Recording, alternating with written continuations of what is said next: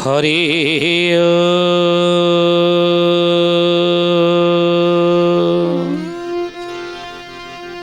ओम भूर्भुवः स्वः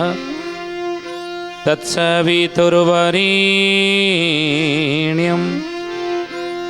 भर्गो देवस्य धीमहि धियो यो नः प्रचोदयात्।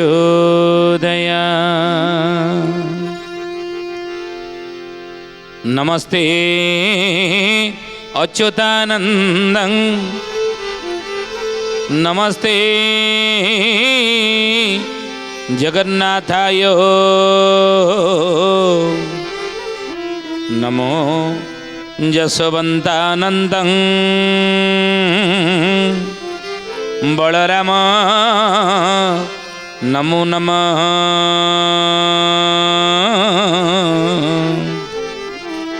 बलराम नमो नमः। बोलिए महापुरुष अच्युतानंद जी की जय। शुद्धि जानी ज्ञानी गुणी मंडली आज अध्यायर आलोचना को आपण मानक स्वागत जनाऊँ। आज मालिका वचनर आलोचन आम आलोचना करिया को जाऊे आसन केते प्रकार कहते आसन भगवान पूजा बसवाई हेले भगवान पूजा करने बसवाई हेले बा जपतप करिया हेले साधना करिया हेले अनेक आसन रे बसिया पड़ो अनेक आसन सिद्धि सिद्धि करिया पड़ो से आसनता केते प्रकार महापुरुष कहले कहले बाबूरे आसन टई 84 कोटी प्राणी मंगलर प्राई प्राणींकर मंगल पाई प्राणींकर भल पाई 84 कोटी आसन रही किंतु श्रेष्ठ योगी जन एक एक करी आसन रे सिद्ध हेले श्रेष्ठ जो योगी ऋषि मुनि ज्ञानीन्द्र माने अछंती से गोटे गोटे आसन करिकी कौन पाइचंती ना से आसन को आसन रे सिद्धि पाई जाइछन। धन प्राण बल कली काल पाई 32 बाछी रखिले कहले धन प्राण अर्थ भल पैसा पाखक आसो को आसन कले कौन कले को आसन रे पूजा पाठ कले बसिकी धनर अभाव रहा धन बहुत आपण पाखे हो प्राण प्राणवान आपण हेबे दीर्घायु हेबापी हेले बल बल आपण को मिल कली काल 32 बाछी रखिले 32टी आसन को श्रेष्ठ बोली कहले बाछिकी रखिले से 32टी आसन कौन ज्ञानी गुणी मंडली जो अष्टांग योगर तृतीय योग हूँ आसन जम नियम आसन से केते आसन रही ना 84 कोटी 32 आसन को श्रेष्ठ बोली कही 32 आसन को कलिजुगर लोक मान ही से बतईन से 32टी आसन कौन कौन कौन ना सिद्धासन पद्मासन सिंहासन पुणी सर्प कोरम वृक्ष उद्भाव दर्दूर वृक्ष जे गरुड़ कुकुट मयूर मत्स्य कुकुट मयूर मच्छा हे सुजाने कुकुट मयूर मच्छा कुकुट मयूर मच्छा हे सुजाने कुकुट मयूर मच्छा। सिद्धासन पद्मासन सिंहासन सर्पासन कूर्मासन वृक्षासन उद्भाटसन दर्दुर आसन एवं गरुड़ासन कुकुटासन मयूरासन पुच्छ मत्स्यासन ये बड़ी सब आसन रही आम सब विधि जानी ना किंतु साधक माने निज साधनार परिपक्व आने ये बड़ी आसनर से माने कौन ना आश्रय नहीं था ये बड़ी आसनर कौन ना उपयोग करी थांती। महापुरुष कहते योगासन सह भद्र मुक्ति वीर गोमुख धनु आसन वज्र गोपत आति मृत्युंजयासन अटई पुणी मोचन अटई पुणी मोचन हे सुजाने अटई पुणी मोचन अटाई पुणी मोचन हे सुजाने अटाई पुणी मोचना ସେଇଭଳି କେତେ ଆସନ ରହିଛି ଆହୁରି ଯୋଗାସନ ଭଦ୍ରମୁକ୍ତି ଆସନ ବୀରାସନ ଗୋମୁଖାସନ ଧନୁରାସନ ମହାପୁରୁଷ ବଜ୍ରାସନ ଏଭଳି ଅନେକ ଆସନ ରହିଛି। ଆଉ କ'ଣ ରହିଛି ନା ସ୍ୱସ୍ତିକ ଗୋରକ୍ଷ ସକଟ ଉତ୍କଟ ମହେଶ ଉଚ୍ଛ ପତଙ୍ଗ ବିକଟ ଆସନ ପକ୍ଷୀ ସହ ମିଳି ଦ୍ୱାତ୍ରିଂଶ ବିକ୍ଷେପ ଅଙ୍ଗ ଦ୍ୱାତ୍ରିଂଶ ବିକ୍ଷେପ ଅଙ୍ଗ हे सुजाने ଦ୍ୱାତ୍ରିଂଶ ବିକ୍ଷେପ ଅଙ୍ଗ ଦ୍ୱାତ୍ରିଂଶ ବିକ୍ଷେପ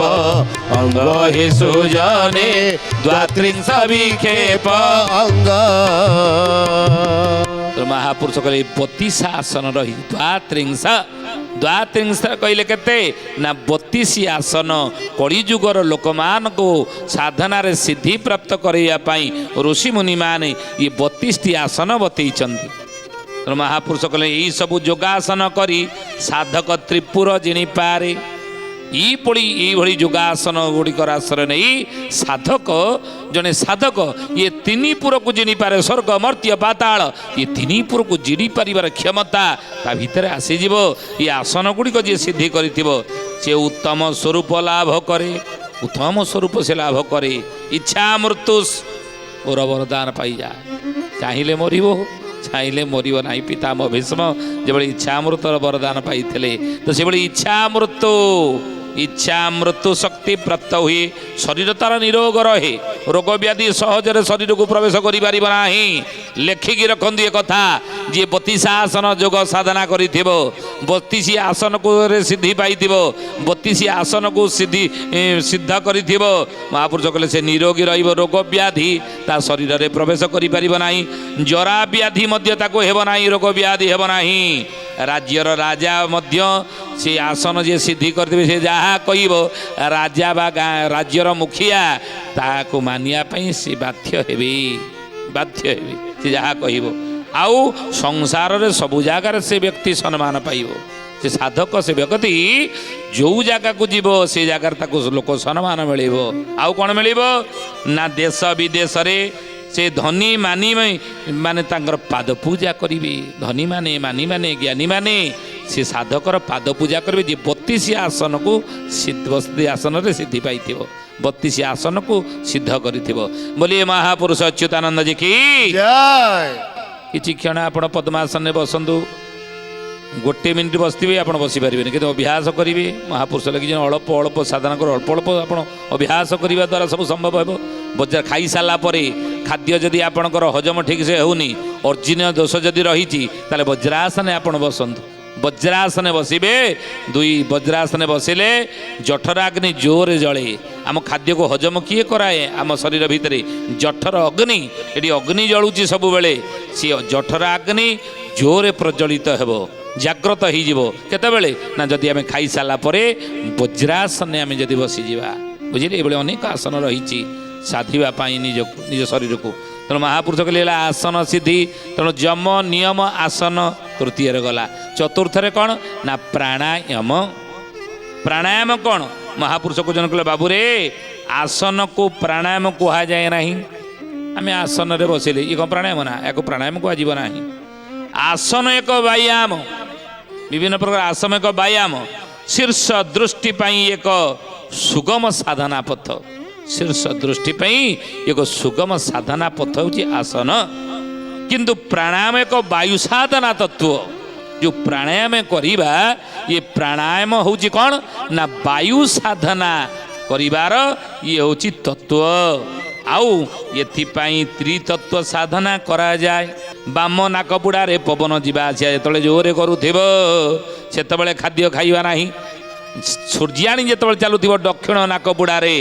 ଡାହାଣ ନାକ ବୁଡ଼ାରେ ଯେତେବେଳେ ପବନ ଜୋରରେ ଯିବା ଆସିବା କରୁଥିବ ସୂର୍ଯ୍ୟାଣୀ ଚାଲୁଥିବ ସେତେବେଳେ ରେ କଳିଯୁଗର ମଣିଷ ତୁ ଯଦି ଖାଦ୍ୟ ଖାଇବୁ ତାହେଲେ ଖାଦ୍ୟ ହଜମ ହେଇଯିବ ଅଜୀର୍ଣ୍ଣ ଦୋଷ ରହିବ ନାହିଁ। ବାମ ନାକ ବୁଡ଼ା ବାଟେ ପାଣି ପବନ ଯିବା ଆସିବା ଜୋରରେ କରୁଥିଲା ବେଳେ ତୁ ପାଣି ପିଇବୁ ଚାନ୍ଦ୍ରାଣୀ ଚାଲୁଥିଲା ବେଳେ। ବୁଝିଲେ ଏସବୁ ରହିଛି ବିଧି। ତେଣୁ ଖାଦ୍ୟ ଖାଇବାର ଯେମିତି ନୀତି ନିୟମ ରହିଛି पानी पीबार जमी नीति नियम रही से भली पवन शरीर भितर को नवा आनिबा करिवार मध्य नीति नियम रही प्राणायाम कहती पवन नवा आनिबा करिबा शरीर भितर को नीति नियम नवा आनिया करिवार विधि की प्राणायाम क्रिया कहती आ ये प्राणायाम महापुरुष कहते त्रितत्व साधना रही से त्रितत्व हूँ कौन गोटे है पूरक गोटे है रेचक गोटे है कुंभक ये तीनोटी साधना एक महापुरुष कहले एक रे पूरक दुई रे कुंभक तीन है रेचक पूरक कुंभक रेचक कुंभक कहले कौन ना भितर पवन अटके रहती अंत कुंभक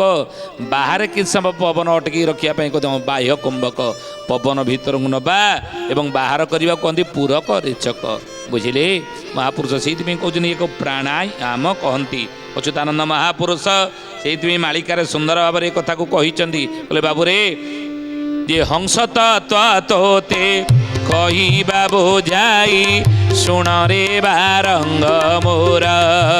सुण रे बारंग मोरा हे सुजाने सुण रे बारंग मोरा अनामिका पुरु बाहरी पड़िबे थिबे तो तीन कुंभार सुण सुजाने गुणी बेड़ा काल आसी लाणी हे सुण सुजाने गुणी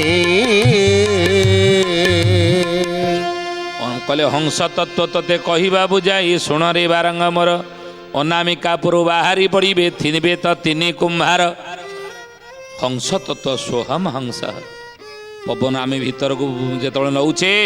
ये कौन है ना महापुरुष कहते आम प्रश्वास भीतर को नेले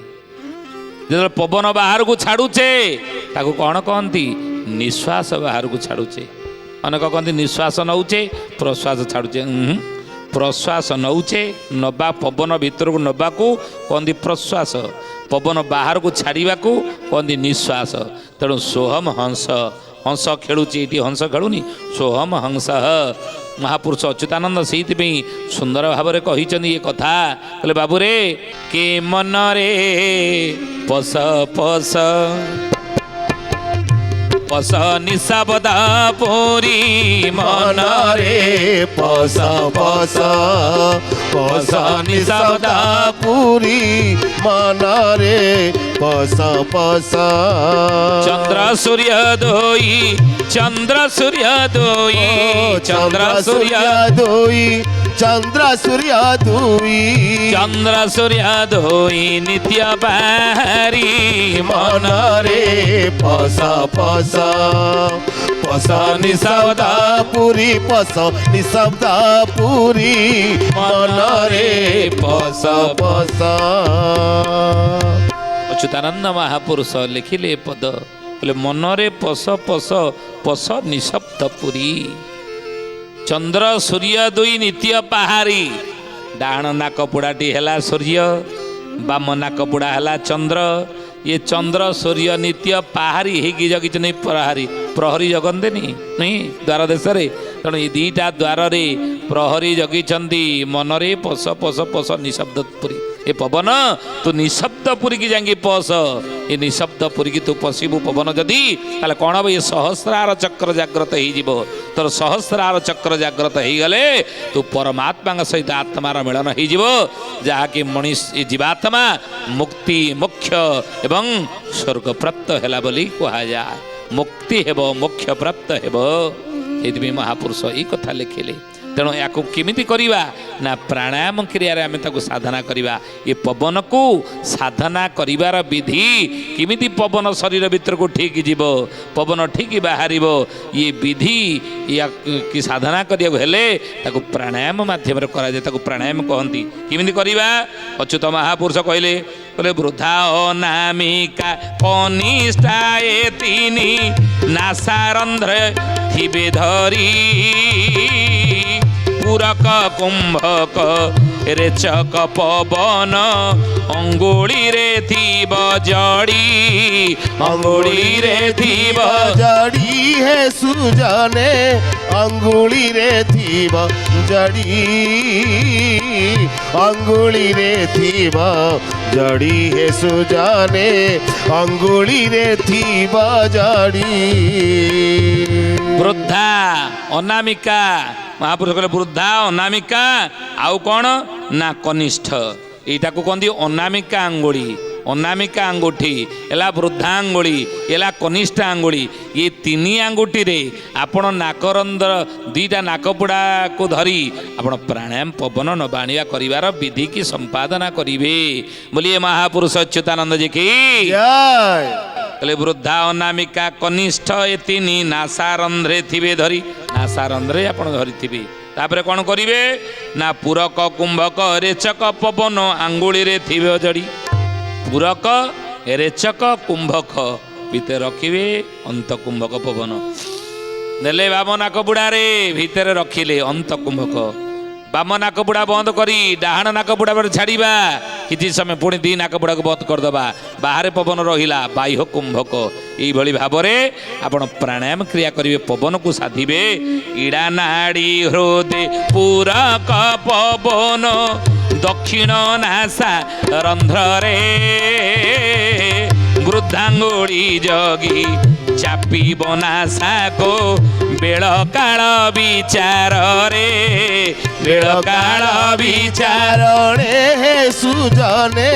ବେଳ କାଳ ବିଚାରଣେ ବେଳ କାଳ ବିଚାରଣେ ହେ ସୁଜନେ ବେଳ କାଳ ବିଚାରଣେ। ସେ ଜ୍ଞାନୀ ଗୁଣି ମଣ୍ଡଳୀ ସୁଧୀଜନେ ଆମ ଶରୀର ଭିତରେ 7200 ଛୋଟ ବଡ଼ ମିଶିକରି ନାଡ଼ି ରହିଛି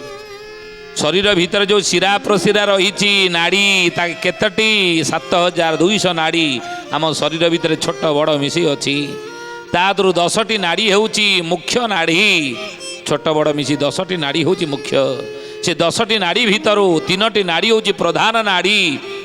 ତାକୁ କ'ଣ କହନ୍ତି ଇଡ଼ା ପିଙ୍ଗଳା ସୁଷୁମ୍ନା ନାଡ଼ି ଇଡ଼ା ନାଡ଼ି ପିଙ୍ଗଳା ନାଡ଼ି ଇଡ଼ା ନାଡ଼ି କହନ୍ତି ଗଙ୍ଗା ଯମୁନା ଦ୍ୱିତୀୟ ହେଉଛି ପିଙ୍ଗଳା ନାଡ଼ି କହନ୍ତି ଯମୁନା ତୃତୀୟ ନାଡ଼ି ହେଉଛି ସୁଷୁମ୍ନା ନାଡ଼ି ମେରୁଦଣ୍ଡ ଭିତରେ ଗୋଟେ ସରୁ ସୂତା ଭଳି ଯାଇକି ବ୍ରହ୍ମରନ୍ଧ୍ରରେ ମିଳନ ଘଟିଛି ଆମର କେଉଁଠି ନା କୋଷରୁ ବାହାରି ସେ ଯାଇକି ଲାଗିଛି କେଉଁଠି ବ୍ରହ୍ମରନ୍ଧ୍ର ସହିତ ଧ୍ୟାନ ଦେବେ କଥା ଉପରେ ଏ କଥା ଉପରେ ଧ୍ୟାନ ଦେବେ ତେଣୁ ସେଇଥିପାଇଁ କହନ୍ତି କାମ ଶକ୍ତିକି ଜିତନ୍ତୁ କାମ ଜୟ କଲେ କ'ଣ ହବ ନା ମହାପୁରୁଷ କହୁଛନ୍ତି ଭଗବତ ପ୍ରାପ୍ତ କରିବ ଆଉ କ'ଣ କରିବ କୁମ୍ଭକ ବେଳରେ ତ୍ରିଆଙ୍ଗୁଳି ମିଳି ରୋଧିବେ ପବନ ବାଟ ରେଚକ ପବନ ଅନାମିକା ପୁଣି କନିଷ୍ଠା ଛାଡ଼ିବେ ଘଟ କନିଷ୍ଠା ଛାଡ଼ିବେ ଘଟ ହେ ସୁଜନେ କନିଷ୍ଠା ଛାଡ଼ିବେ ଘଟ କନିଷ୍ଠା ଛାଡ଼ିବେ ଘଟ ହେ ସୁଜନେ କନିଷ୍ଠା ଛାଡ଼ିବେ ଘଟ। ମହାପୁରୁଷ କହିଲେ ବାବୁରେ କୁମ୍ଭକ ବେଳରେ ତ୍ରିଆଙ୍ଗୁଳି 3ଟି ଆଙ୍ଗୁଳି ମିଶେଇକି ପବନକୁ ରଖିଦେବେ ଆପଣ ଭିତରେ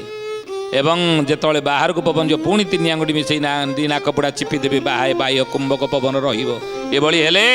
3 ନାଡ଼ି 3 ରୂପେ ପ୍ରାଣାୟାମେ ଜଗିବେ ପବନ ବଳେ ଗୁରୁବତାଇବ ଏ ବିଷମ ସନ୍ଧି କହିନୁ ଏ କଥା ଛଳେ କହିନୁ ଏ କଥା ଛଳେ ହେ ସୁଜନେ କହିନୁ ହେ କଥା ଛଳେ କହିନୁ ହେ କଥା ଛଳେ ହେ ସୁଜନେ କହିନୁ ହେ କଥା ଛଳେ। ଏ କି କଥାରେ ଆପଣ ଶୁଣିଦେଲେ ଏ କ'ଣ ସହଜ କଥା ମଣିଷ ଭିତରେ ଆମ ଶରୀର ଗଠନ ପାଇଁ ମା ପେଟରେ ଆମେ ଥିଲାବେଳେ ଧ୍ୟାନ ଦେବେ କଥା ଉପରେ ଛୋଟିଆ କଥା ନୁହେଁ ମାତୃଗର୍ଭ ଜ୍ଞାନ ମା ଗର୍ଭରେ ଆମେ ଥିଲାବେଳେ ଆମ ଶରୀର ତିଆରି ହେବା ପାଇଁ ଗଠନ ପାଇଁ ଯେତିକି ଶକ୍ତିର ଆବଶ୍ୟକ ସେତିକି ଶକ୍ତି ହିଁ ନିୟୋଜିତ ହେଇଥାଏ आउ जो शक्ति गुड़िक रही ताहा कौटी थाए ना आमर कूल कुंडलिनी भितर से शक्तिटा सुप्त अवस्था थाए शरीर तैयारी होगापाई आखि नाक कान मज्जा अस्थि एगुड़ी सब तैयारी होगापाई जेतिकी शक्ति दरकार शरीर गठन पाई सेतिकी शक्ति माँ गर्भ भितर आमर शर तैयारी हो गला आउ जो शक्ति महापुरुष कहउचंती से कूल कुंडलिनी भितर सुप्त अवस्था थाए मनीष साधना मार्ग रे प्राणायाम माध्यम रे जने साधक से कुंडलिनी की जदि जागरण करदेव कुंडलिनी शक्ति की ता भितर अतिद्रिय क्षमता आसीज ये अनुभव द्वारा ही प्राप्त हेब साधना द्वारा सहज कथा कहले आपण बुझीपारे ना अनुभवी गुरुंकर मार्गदर्शन दरकार तेणु हे ज्ञानी गुणी मंडली भीतर को जितेबाला आम पवन नौचे श्वासक्रिय कौन कहती ना बा श्वास वायु को नासापड़ा द्वारा बाहर को जिते आम छाड़ुचे बाहर को छाड़ा बेले रेचक कहती जितेबाला पवन को भीतर को आम नौचे नासापुड़ा द्वारा श्वास को शरीर अभ्यंतर को नहीं जाऊे जो पवन भीतर को आगो पूरक कहती छाड़ा हूँ रेचक भीतर को पवन न बाहला पूरक एवं भितर पवन अटके रखा कौन बाह्य पूरक एवं बाहर को जितेबाला पवन आम छाड़ुचे बाह्य रेचक बाह्य कुंभक तेणु बाहर छाड़ा बाह्य कुंभक भितर रखा बाहर रखा पवन है बाह्य कुंभक भितर पवन रखा अंत कुंभक तेणु पवन यही नवा आनिबा हुए ज्ञानी गुणी मंडली पुणी आसतु आज तो समय ये प्राणायाम क्रिया आपण मैंने बुझिले अल्प बहुत जानिले समय सुविधा मिले आम आपन को विस्तृत आकार प्राणायाम को आपन को बुझेबू पवन को किमिति साधिबा को हेबो पवन साधना बल किमिति आम भितर अतीन्द्रिय क्षमता आसीबो पुरुषार्थ जागृत हेबो जी आखिरे आखि मिसेकी आपन को चाहि परिबे नाही जने साधारण लोक जी साधक प्राणायाम को जी साधिथिबो ता आखिरे अन्य माने आखि मिसेकी कथा कहि परिबे नाही ये साधना सबुतरे से जितेन्द्रिय हेबो जययुक्त हेबो सर्व कार्य प्राणायाम जी साधि आज तो समय होती तो आसतु बाणी की विराम देवा प्रभुंर नाम नहीं पुणी आसंता अध्याय भेट होगा रघुपति राघव राजा राम पतित पावन सीताराम बोला रघुपति राघव राजा राम पतित पावन सीताराम सीताराम सीताराम भज प्यारे तू सीताराम सीताराम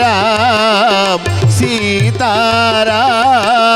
भज प्यारे तू